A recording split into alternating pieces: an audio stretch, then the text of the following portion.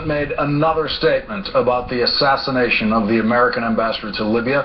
The president remains in command of the situation, and Mitt Romney apparently remains lost.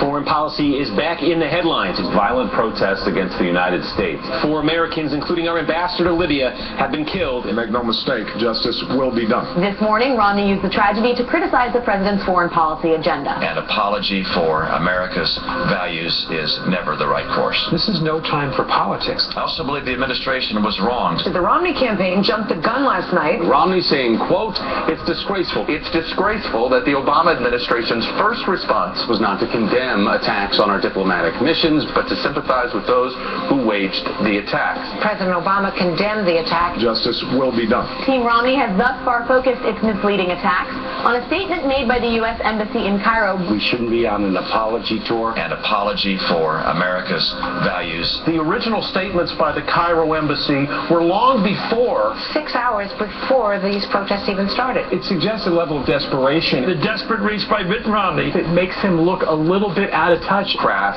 and tone deaf. Politically opportunistic. How did Mitt Romney get into this mess? He needs to be severely aggressive. The first response to the United States must be outrage. Be very aggressive. Well, he aggressively shot himself in the foot. To not seem crass, to not seem exploitive. He's failed all those tests. Governor Romney seems to have a tendency to shoot first and aim later.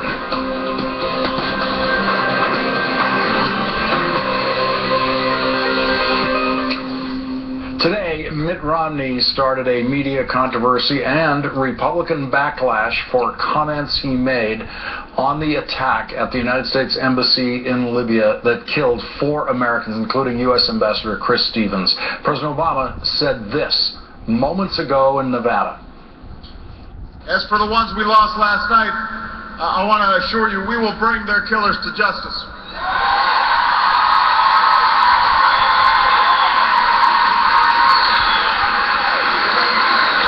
And we want to send a message all around the world. Anybody who would do us harm, no acts of terror will dim the light of the values that we proudly shine on the rest of the world, and no act of violence will shake the resolve of the United States of America. Shortly before that speech, President Obama conducted an interview with Telemundo, and he talked about how Mitt Romney reacted to today's foreign policy crisis. I have observed that there's a tendency to shoot before you aim, as I pointed out, and that as president, my obligation is to focus on security for our people, making sure that we gather all the facts, making sure that we're advancing American interests, and not having ideological arguments on a day when we are mourning the loss of outstanding folks who have served our country very well. As protesters gathered outside embassies in Libya and Egypt yesterday, the United States Embassy in Cairo released a statement at 6:17 a.m. Eastern Time saying the embassy condemns the continuing efforts by misguided individuals to hurt the religious feelings of Muslims, as we condemn efforts to offend believers of all religions. President Obama tells CBS News today that the memo was an effort to cool the situation down. It didn't come from me. It didn't come from Secretary Clinton. It came from folks on the ground who are potentially in danger. My tendency is to cut folks a little bit of slack when they're in that circumstance, rather than try to question their judgment from the comfort of a campaign office.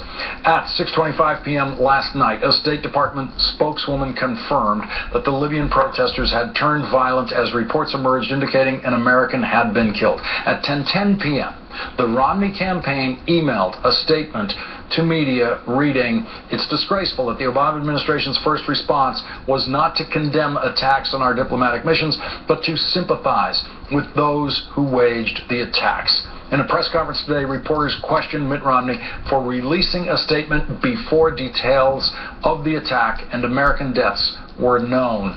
Mitt Romney responded this way. Governor, some people have said that you jumped the gun a little in putting that statement out last night and that you should have waited until more details were available. Do you regret having that statement come out so early before we learned about all of the things that were happening? I don't think we we ever hesitate when we see something which is a violation of our principles. We express immediately when we feel that the President and his administration have done something which is inconsistent with the principles of America.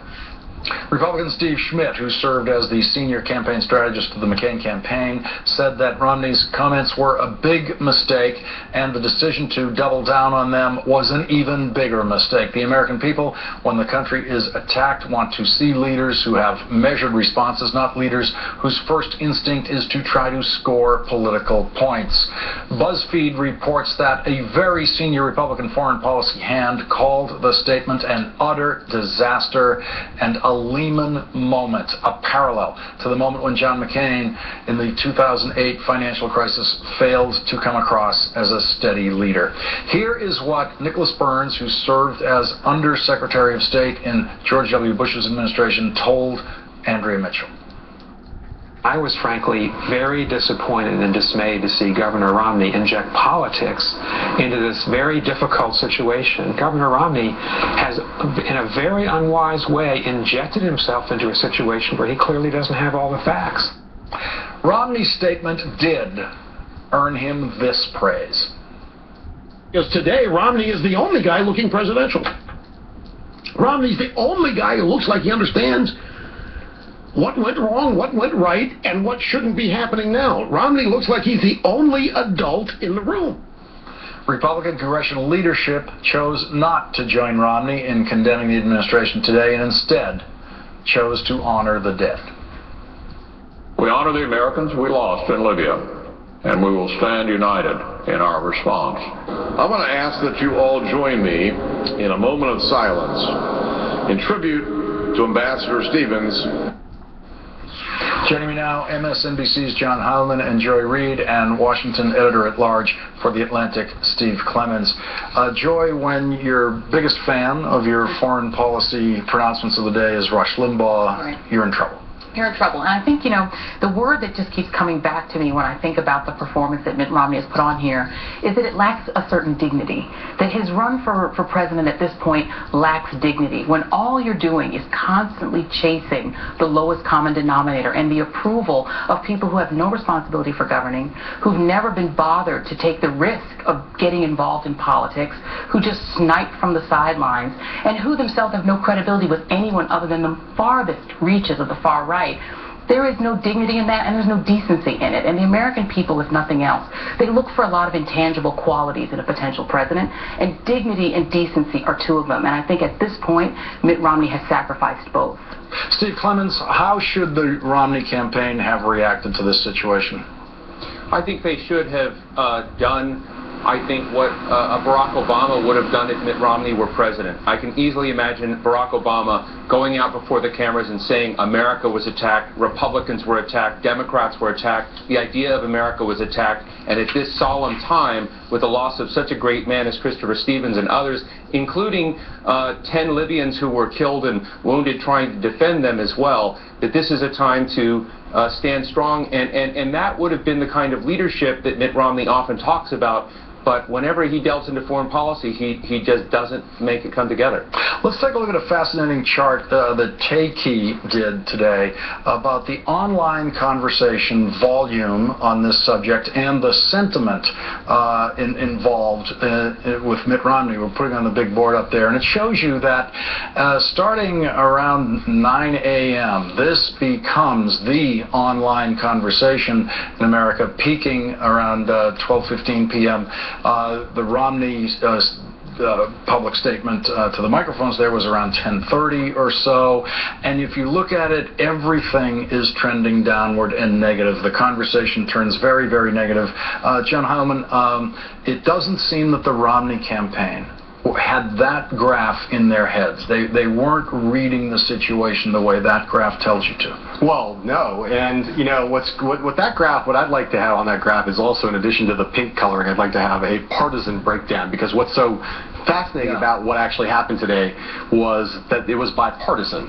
You know, it was not just the left attacking Romney. It was Republicans. We had some of them in the opening of the show. Republicans on the record, Republicans off the record, Republicans by dint of their silence. No one, very few at least, they're not literally going to say no one, but almost no one coming to Romney's defense on how he handled this. And, you know, one of the things that is, I've been on TV a couple times today and have criticized him for seeming crass and politically motivated and exploitive, and I think all those things are true, and it does get to this point that someone made about a Lehman moment, right? This is a moment where you get to see the real test of a candidate's character and temperament in real time as things in the world are happening. But what that chart gets to is another problem, which is that coming out of the conventions, the media writ large have started to think that a narrative is taking hold that Barack Obama is winning this race in a decisive way. And so they're looking to see how Romney handles the fact that for the first time since his nomination, the basically static contours of the race have been broken. Obama's pulling ahead. Nationally, up by 7 points in the Gallup poll now. His approval rating over 50% in the Gallup poll, leading in the battleground states. What is Romney going to do? And what they saw, again, across the ideological spectrum today, what they saw was desperation. And that is a dangerous place to be, because when the media filter starts to refract everything you do through the prism of, are they being desperate? Are they just throwing stuff against the wall? Are they off their strategy? Are they losing their heads? You are in a downward spiral that can be very damaging to you on every possible level, in terms of fundraising, in terms of your standing with voters, in terms of your standing with the press. This is a very, very delicate, very precarious time for Romney. He made his situation in the world and in this election much worse today than when he started out the day. And Jerry Reed, in the bipartisan criticism of what he had to say, it came from Peggy Noonan, Joe Scarborough did also. It's being called a strikeout. It's being basically ruled a strikeout. And when you see a batter strike out a couple of times in a row, the third time he gets up, it becomes this expectation, oh, this is the guy who strikes out. Yeah. You know, and I think that I totally associate myself with what John just said, because elections are a comparison. I think Romney has gone into this thing from the very beginning thinking this is just a referendum on Barack Obama. So if I just keep shining the spotlight on the bad things about Barack Obama, the things that I and the base don't like about Barack Obama, that's enough. But the electorate actually also factors in the challenger, who they are, and they compare them. And in a situation like this, when the world is watching and focusing on the President of the United States, the comparison of the challenger to the President is even amplified all the more, because now you get to see Barack Obama acting on an international event. You get to see him on that stage acting in his role as President, and then you get to contrast that with Mitt Romney acting in sort of almost the shadow role as what he would be like as President, responding to the same event.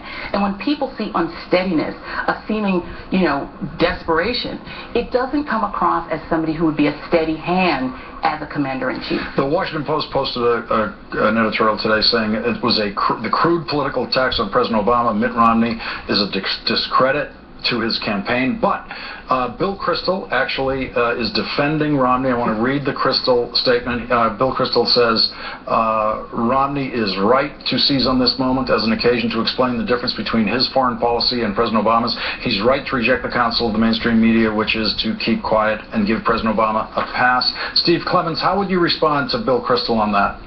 Well, I think Bill Kristol has a lot of equity in the Romney-Ryan ticket, and he's trying to defend what I think is indefensible. But what Bill is not getting, and I think what Americans are beginning to get, it's not just this abhorrent day where he used the death of an ambassador and his staff to take a political swipe at Obama, an incredibly un-American act. But when you add it up with what was supposed to be a safe trip to Israel, England, and Poland, that really blew up on Romney, when you add it up with his comments about Russia in the past, incredibly uninformed, and China in various ways, you basically see a guy who's so maladroit in foreign policy writ large. His two speeches, his first Citadel speech, which had made no strategic sense. I've been trying to lean over backwards to give Mitt Romney the benefit of the doubt. But at the time he gave that speech, I said, bad speech, but he's got some relatively good advisors around him. But those of us who are trying to lean over backwards and be fair in our analysis, when we see the kinds of things, not just today, but that have been building up over a period of times every time he steps in, you begin to see that this guy's simply not prepared to make serious and judicious decisions on America's national interests. Steve Clemens, John Heilemann, and Joy Reid, thank you all for joining me tonight. Thank you.